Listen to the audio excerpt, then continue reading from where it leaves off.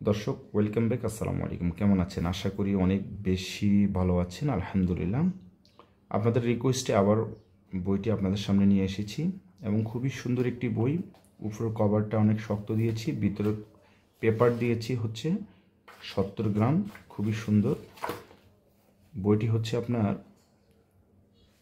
10/9 real learners. এই বইটি হচ্ছে আরবি ভাষা, আরবিতে কথা বলার সহজ কৌশল, দ্রুত আরবিতে কথা বলার পদ্ধতি, সম্পূর্ণ আঞ্চলিক ভাষার অনুরূপ।